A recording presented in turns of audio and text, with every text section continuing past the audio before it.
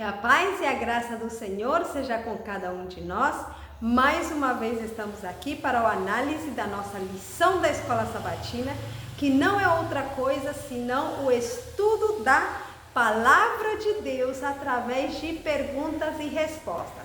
Mas antes de fazermos o nosso análise, vamos pedir a Deus a sua sabedoria. Querido Pai Celestial, diante da Tua presença estamos Teus filhos. Queremos Te pedir, por favor, a Tua presença, a Tua companhia e a Tua sabedoria. Que o Teu Santo Espírito seja derramado em nós para que possamos compreender a Tua palavra.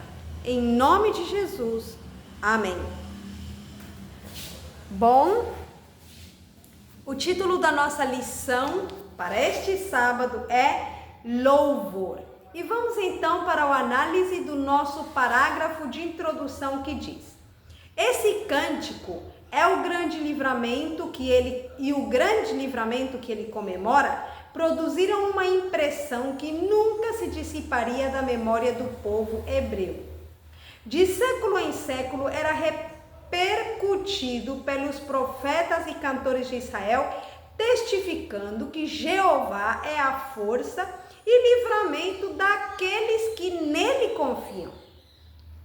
Aquele cântico não pertence ao povo judeu unicamente. Ele aponta no futuro a destruição de todos os adversários da justiça e a vitória final do Israel de Deus. O profeta de Pátimos vê a multidão vestida de branco, dos que saíram vitoriosos em pé sobre o mar de vidro misturado com fogo, tendo as harpas de Deus, e cantavam, diz o versículo, o cântico de Moisés, servo de Deus, e o cântico do Cordeiro, segundo Apocalipse capítulo 15, versículo 2 e 3. Que maravilha! Através do canto, há muitas mensagens que são gravadas na nossa mente. Por isso, assim, está falando deste cântico de Moisés, que ficaria gravado na mente do povo de Israel. E que esse cântico não pertencia somente ao povo de Israel, vamos dizer, de carne e de sangue, mas também do povo de Israel, que são todos aqueles que amam e que servem ao Senhor de coração. Vamos para a primeira pergunta. Hino de Vitória é o nosso subtítulo e a pergunta nos diz assim: como o profeta Isaías expressou louvor e gratidão pela libertação de Judá de seus inimigos?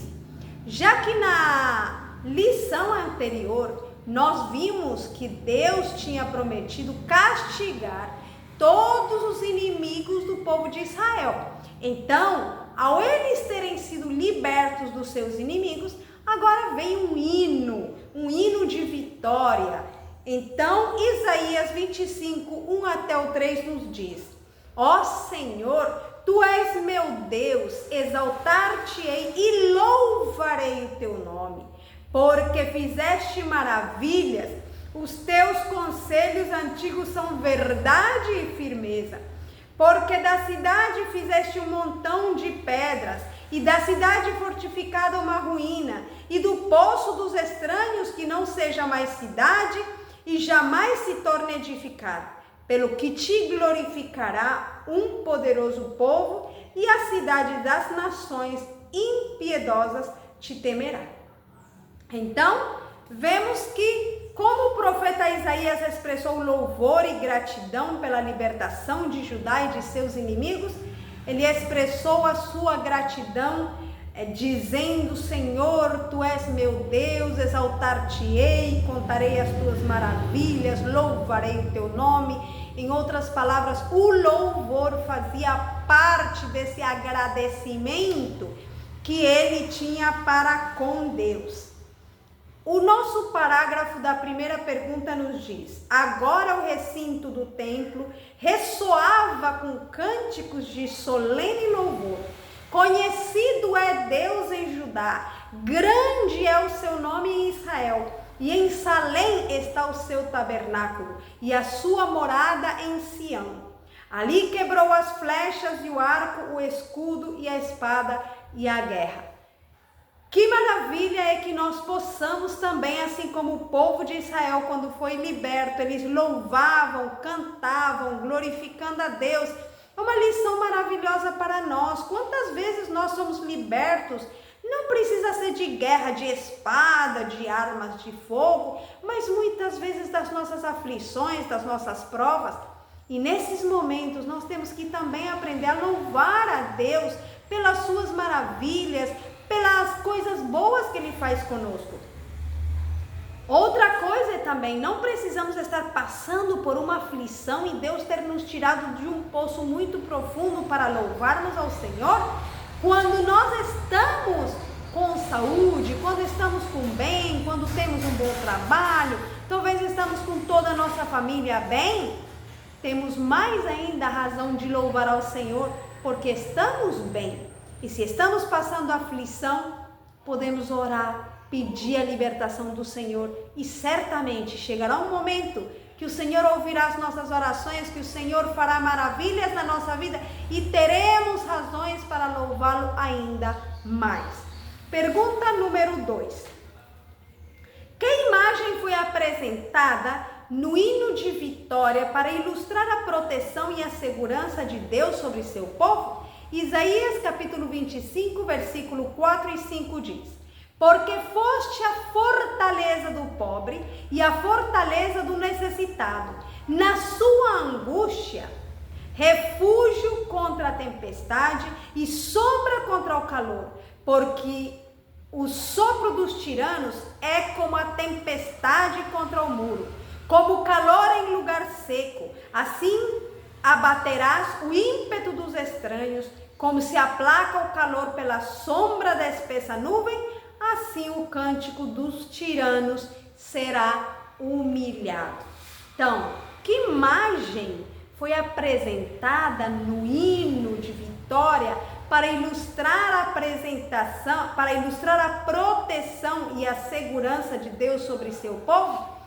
Ali o profeta diz que Deus, Ele é fortaleza para o pobre e para o necessitado. O que mais que Ele é? Ele é refúgio contra a tempestade. O que mais que Ele é? Ele é sombra contra o calor. Então, pelo menos 3 coisas nós vemos aqui. Ele é fortaleza para o pobre e o necessitado. Ele é refúgio também contra a tempestade e sombra contra o calor. Por que a gente fala aqui de tempestade, de calor? E vamos falar também de debilidade ou de fraqueza, porque um pobre, um necessitado está fraco. É como se estivesse fraco, está precisando de ajuda. É por isso que diz que Deus será fortaleza para o pobre e o necessitado, porque ele está precisando de ajuda. Ele está fraco, não está podendo sobressair. E logo fala que ele é refúgio na tempestade, porque no meio da tempestade, por exemplo, quando tem uma chuva forte, o que nós procuramos? Um lugar para nos abrigar. E quando está fazendo calor, o que nós também procuramos? Uma sombra para estar debaixo, para que nos sintamos melhor, para que o nosso corpo possa estar melhor de saúde e nós possamos estar mais tranquilos. O Senhor é tudo isso para o Filho de Deus. Fortaleza na sua necessidade, refúgio na tempestade e também sombra no dia do calor. Isso quer dizer que no meio das nossas aflições, no meio das nossas necessidades e dos nossos problemas, há alguém que está disposto a nos ajudar para que nós possamos manter a calma e a paz no meio da tempestade. O parágrafo que está no livro Profetas e Reis, página 287, nos diz: o louvor e as ações de graças do coração agradecido ascenderão a Deus como suave oferenda. Louvai ao Senhor, porque Ele é bom, porque a sua benignidade é para sempre. Pois fartou a alma sedenta e encheu de bens a alma faminta. Então, nós vemos que esta imagem que deu o profeta é uma imagem muito maravilhosa. Terá o Senhor nosso Deus como fortaleza, como refúgio e também como sombra no meio do calor. Pergunta número 3 agora. Como os profetas descreveram sua promessa de destruir a morte e a sepultura para sempre e finalmente libertar seu povo na segunda vinda de Jesus? Que esperança essa promessa oferece aos crentes de hoje? Isaías 25, 8 e 9 diz: tragará a morte na vitória, e assim enxugará o Senhor Deus as lágrimas de todos os rostos e tirará o opróbrio. Na última parte do versículo diz: eis que este é o nosso Deus, a quem aguardávamos, e ele nos salvará. Este é o Senhor a quem aguardávamos, na sua salvação nos regozijaremos e nos alegraremos. Então, como os profetas descreveram sua promessa de destruir a morte e sepultura para sempre e finalmente libertar seu povo na segunda vinda de Jesus?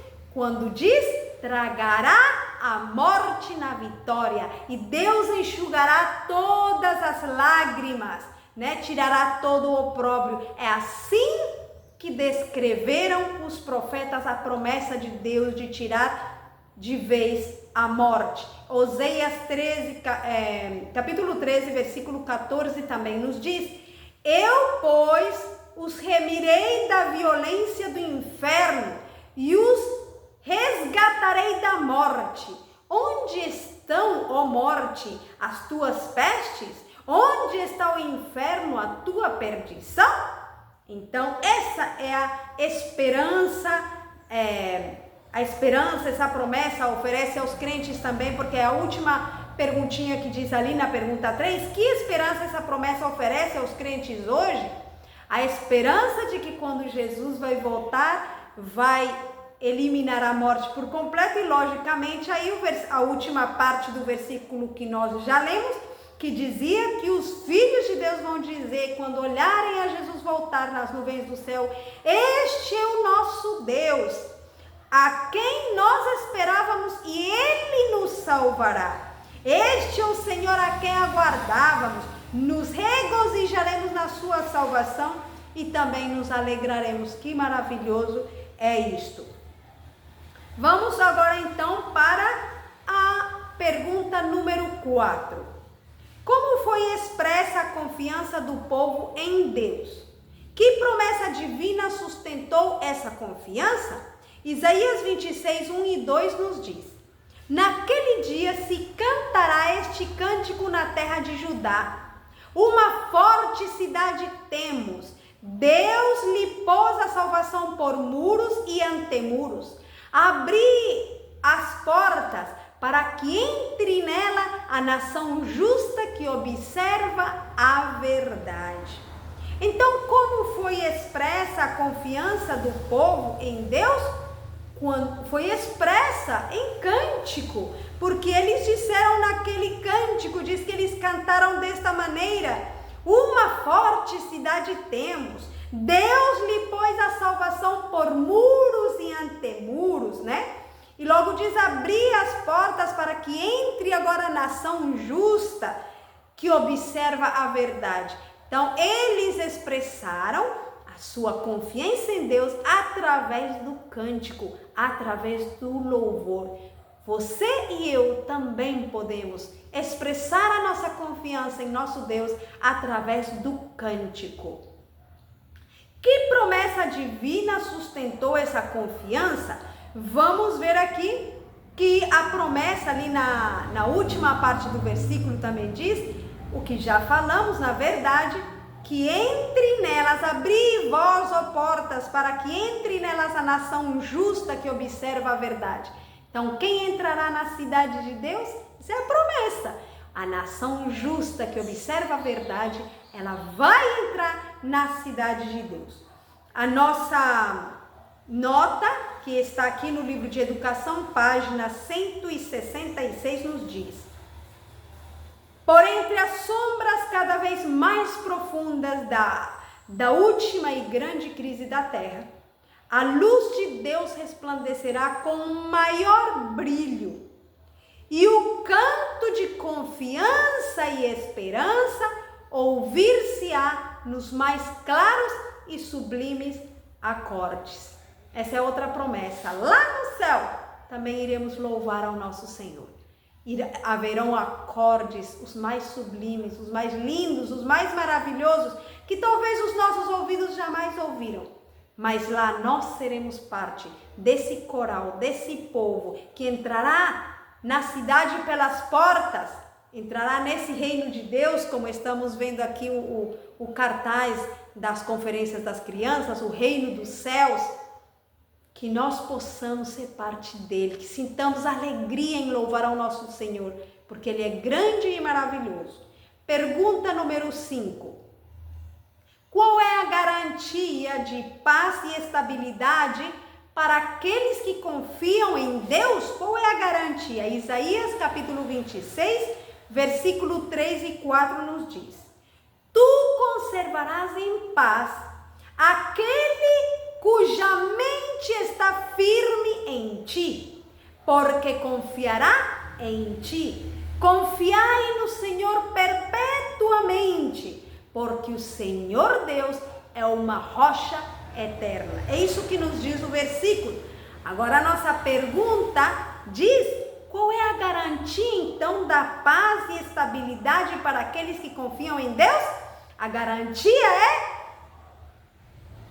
que a nossa mente persevere em Deus, que mantenhamos na nossa mente as palavras de Deus, as lembranças de Jesus, do seu sacrifício, da sua ressurreição, da sua palavra. Ou seja, ali diz: tu conservarás em paz aquele cuja mente está firme em ti. Aquele cuja mente está firme em ti. Então, tem outras versões que diz: tu conservarás em paz aquele cuja mente ou cujo pensamento em ti persevera. Quer dizer, estar pensando continuamente em Deus e na sua palavra, na sua salvação através de Jesus Cristo. Essa é a garantia da nossa paz. Mas se a nossa mente anda nas coisas do mundo, vagueando por outras coisas, diversões, filmes, novelas, coisas que este mundo está oferecendo agora, e não pensamos em Deus, nem na salvação que Ele nos oferece, certamente a paz não poderá reinar no nosso ser. Procuremos a paz que somente Deus pode nos dar. Vamos ler aqui o nosso parágrafo, que está no livro de Este Dia com Deus, na página 2, perdão. Não desonreis a Jesus, duvidando de suas preciosas promessas.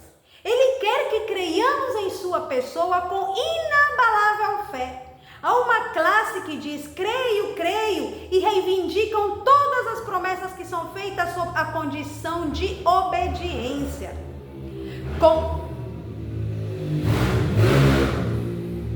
Perdão que aqui há muito barulho às vezes de moto ou de carro que passa, mas vamos esperar um pouquinho. Bom, há uma classe,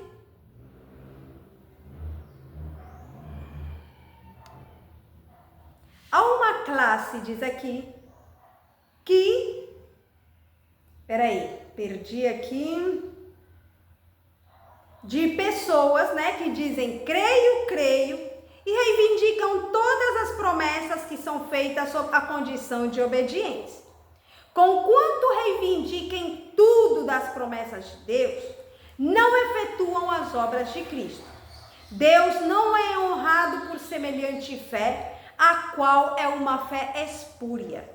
Então vemos um povo procurando guardar todos os mandamentos de Deus, mas há muitos deles que não estão à altura de seus elevados privilégios e não reivindicam coisa alguma. As promessas de Deus são para os que guardam os mandamentos de Deus, né? Guardam os seus mandamentos e diante dele fazem o que lhe é agradável. Cada promessa tem uma condição. Se não cumprimos com as condições, Deus não poderá cumprir em nós as suas promessas. Por isso é tão importante que nós não peguemos somente da promessa e peçamos a Deus: Senhor, tu tens prometido, agora cumpre em mim a tua promessa. Se eu quero reivindicar ou exigir de Deus o cumprimento da sua promessa, eu devo exigir de mim mesmo ou de mim mesma cumprir com as condições que o Senhor está pedindo para cumprir a sua promessa. Vamos agora para a pergunta número 6. Chamado ou remanescente é o nosso subtítulo. E a pergunta 6 diz assim: como os profetas exortaram o remanescente do povo de Deus a se preparar para a destruição iminente antes do fim do período de graça? Isaías, capítulo 26, versículo 20 e 21 nos diz: vai, pois, povo meu, entra nos teus quartos e fecha as tuas portas sobre ti, esconde-te por um só momento, até que passe a ira, porque eis que o Senhor sairá do seu lugar para castigar os moradores da terra, por causa da sua iniquidade, e a terra descobrirá o seu sangue, e não encobrirá mais os seus mortos à espada. Apocalipse 22, 11 e 12 diz: quem é injusto faça injustiça ainda, e quem é sujo seja sujo ainda, e quem é justo faça justiça ainda. E aqui diz: e quem é santo seja santificado ainda. E eis que sem demora venho, diz o Senhor Jesus, né? E o meu galardão comigo, para dar a cada um segundo as suas obras. Então, como os profetas exortaram o remanescente do povo de Deus a se preparar para a destruição iminente antes do fim do período de graça? Primeiro, no livro de Isaías, o Senhor diz que o seu povo deve se esconder enquanto passa a ira. Fecha-te no teu quarto, esconde-te por um momento. Isto poderia representar a necessidade que nós temos de estar a sós com Deus, de consagrar a nossa vida a Deus antes de terminar o tempo de graça. No livro de Apocalipse está mencionando uma profecia de quando o Senhor Jesus sairá do lugar santíssimo, onde não haverá mais, depois desse tempo, não haverá mais tempo de graça. Quando o Senhor Jesus dirá: quem é justo, continue sendo justo, quem é sujo, suje-se ainda, e etc. Querendo nos avisar que é melhor a preparação que nós façamos agora, enquanto ainda é tempo, e não esperar chegar esse momento quando o tempo de graça se terminará e não haverá mais chance para ninguém. Pergunta número 7. Hino da vinha e a esperança da ressurreição. Como foi descrita a proteção de Deus sobre sua vinha? Que esperança há para aqueles que morreram enquanto eram fiéis na sua vinha? O versículo de Isaías, capítulo 27, versículo 2 até o 6 nos diz: naquele dia haverá uma vinha de vinho vermelha. Cantai a seu respeito. Eu, o Senhor, aguardo, e a cada momento a regarei, para que ninguém me faça dano, de noite e de dia aguardarei.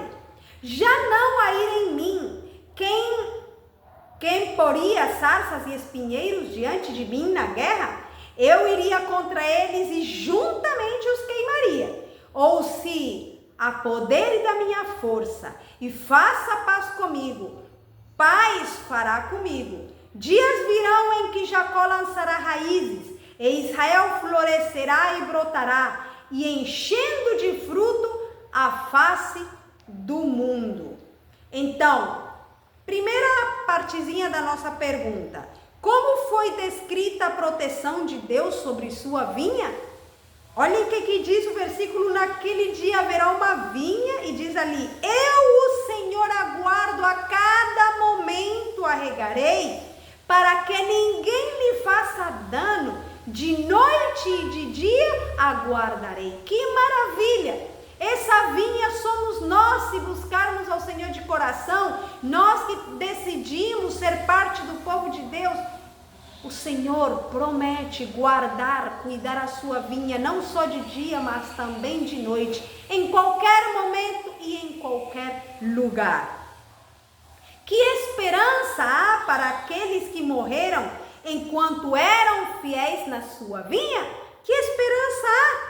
Logicamente que haverá esperança de vida eterna. O Senhor Jesus mesmo disse lá em João 11:25, aquele que crê em mim, ainda que esteja morto, viverá.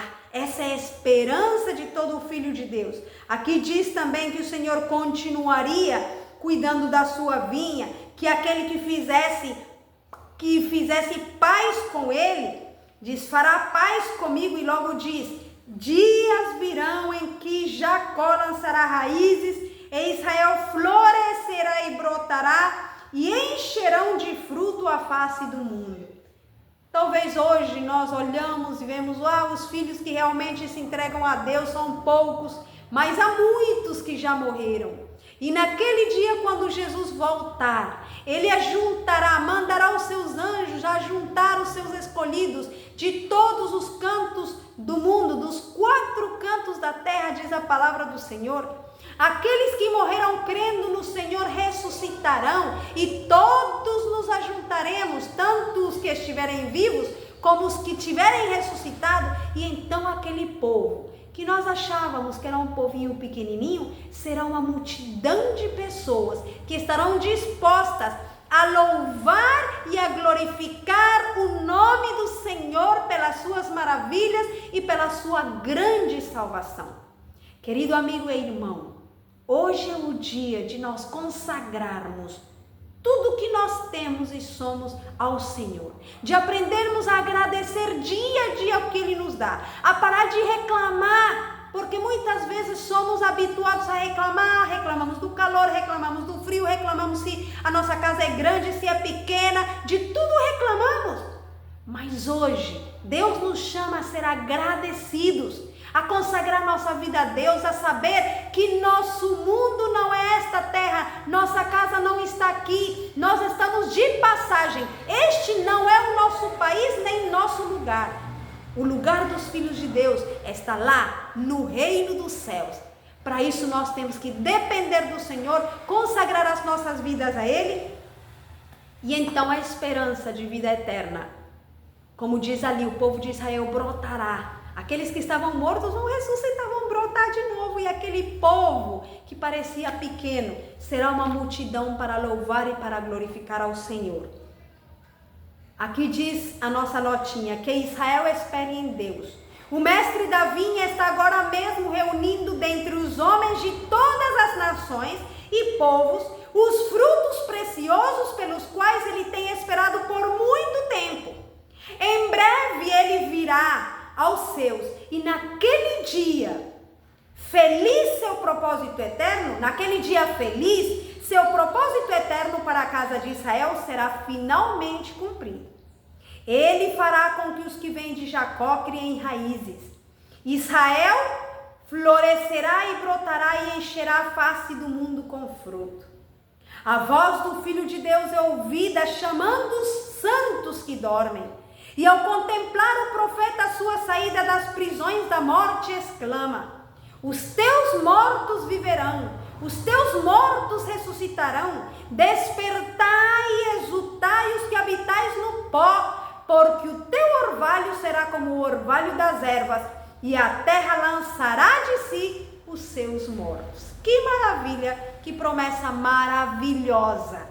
Aqueles que estiverem vivos na volta de Jesus serão arrebatados, aqueles que estiverem mortos serão ressuscitados para serem arrebatados com o Senhor nas nuvens, diz a palavra do Senhor, no dia em que Jesus voltar. Que o Senhor nos abençoe e nos ajude para que nós possamos cada dia renovar o nosso pacto com Deus, cada dia nos converter e ser parte daqueles que no dia final dirão: esse é o nosso Deus a quem nós esperávamos e Ele nos salvará. Vamos agradecer ao Senhor através de uma oração. Querido Pai Celestial, te agradecemos mais uma vez por essa lição maravilhosa. Obrigada, Pai, por tantas maravilhas que tu nos dás. Perdão porque nós somos reclamões, muitas vezes não sabemos te agradecer. Mas nos ensina a ter um coração grato, um coração que te ama, um coração que te serve e que tenhamos sempre em mente a tua palavra, que o nosso pensamento persevere em ti para ter a paz que o mundo não pode nos dar, Senhor. Queremos estar nesse reino do céu juntamente contigo. Querido Pai, fica com cada pessoa que ouvir este vídeo, com cada um de nós, por favor, em nome de Jesus. Amém. Bom, que a paz do Senhor seja com todos. Amém.